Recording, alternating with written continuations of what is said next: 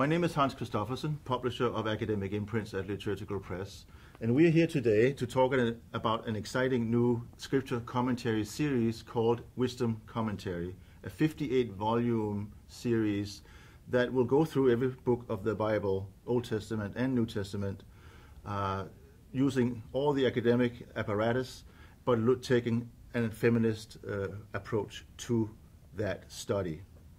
I'm here with Barbara Reid, who is Vice President and Academic Dean of Catholic Theological Union, and Barbara is also the General Editor of the series, and Sarah Tanzer, who is Professor of New Testament and Early Judaism at McCormick Theological Seminary. And to get us going, maybe ask you, Sarah, can you say a little bit more about the variety and the uniquenesses of the methodological approaches that we are applying in this series? Thanks, Hans. Absolutely.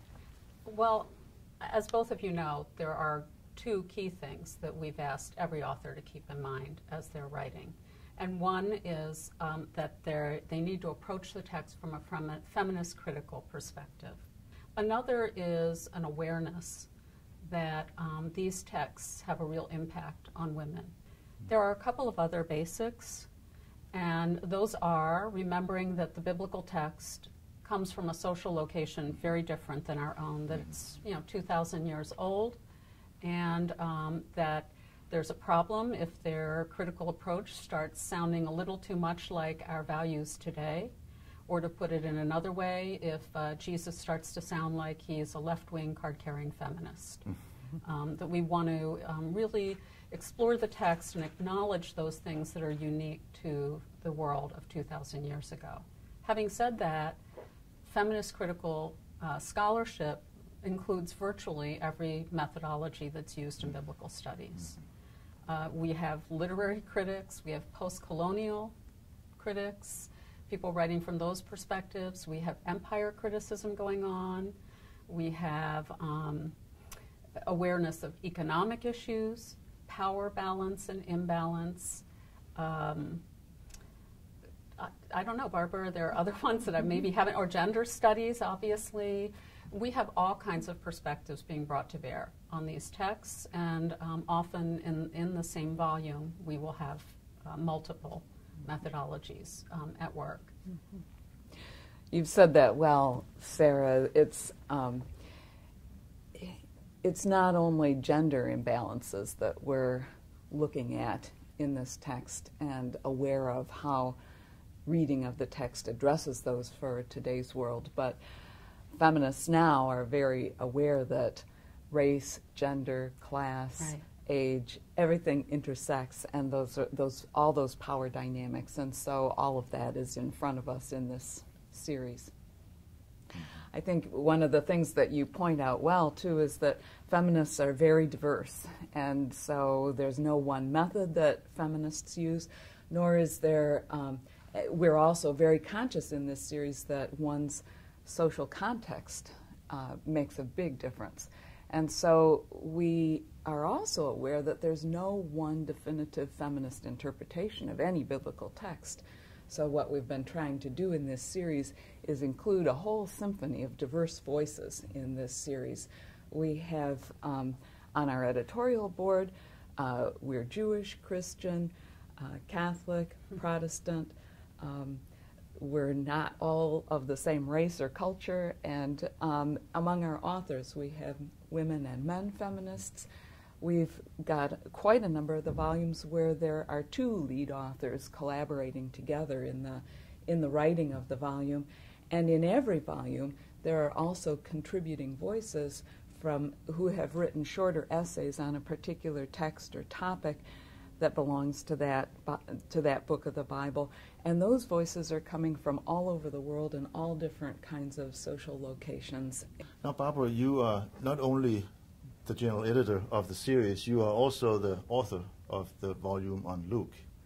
And I wonder if you could say a little bit more about the experience of working on a volume like that, given what you both have just said.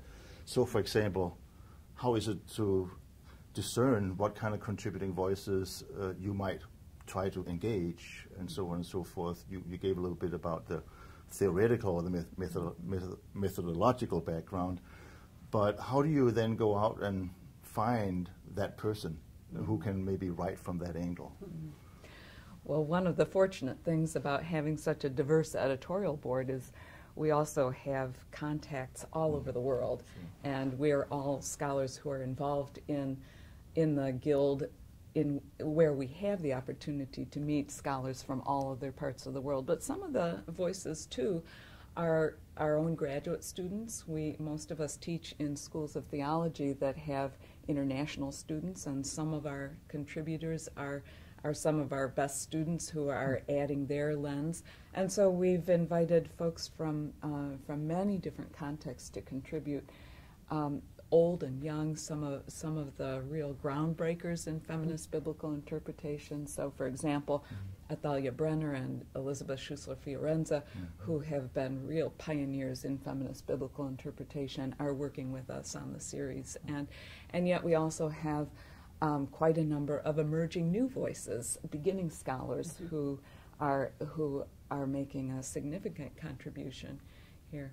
It's, I think, one of the most exciting things about this commentary series is it's not one person's voice interpreting the Gospel of Luke, for example. I'm very aware of my own limited perspective, but with the help of all the others who are contributing, then it adds such a richness to the interpretation, and it's been, I think, a very rewarding experience to be collaborating with the 10 members of the editorial board, and all of whom bring such a richness in diverse perspectives.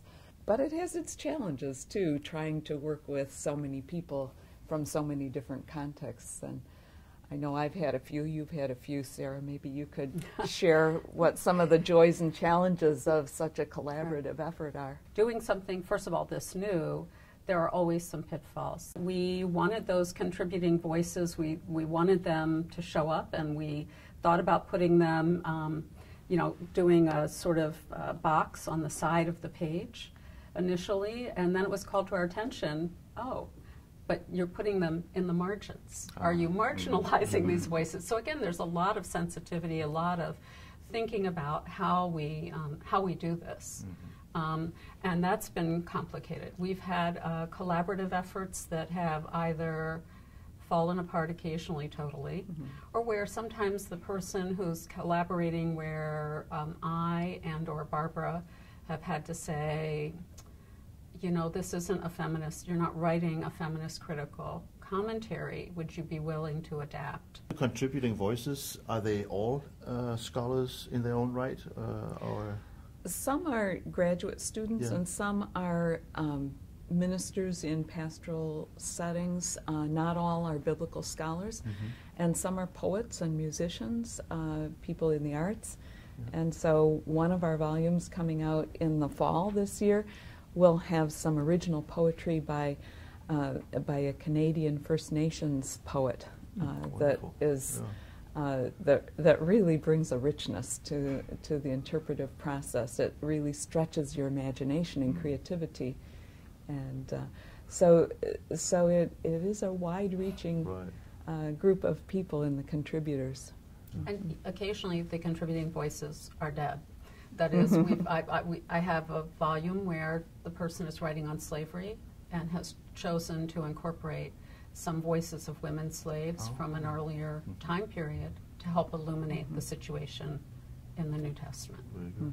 As we are publishing this volume, we are certainly very, very intent on making the electronic availability just as pervasive as the traditional print book. And so I think might be a very good point to end on in saying that while we both are using this, the traditional publishing method, we certainly hope and are working very hard on getting all the libraries throughout the country and overseas to maybe sign up for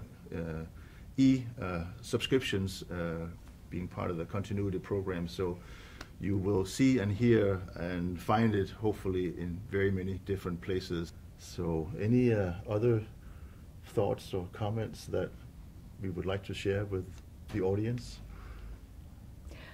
Just that every serious student of the Bible will want to have this commentary on your shelf. Absolutely. There you go. Thanks a lot.